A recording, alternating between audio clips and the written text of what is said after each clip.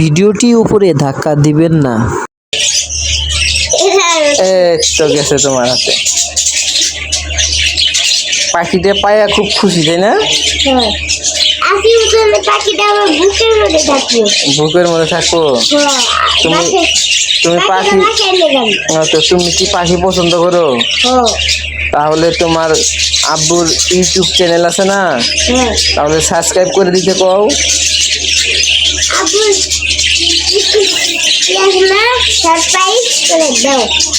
আব্বুর YouTube channel subscribe করে দাও।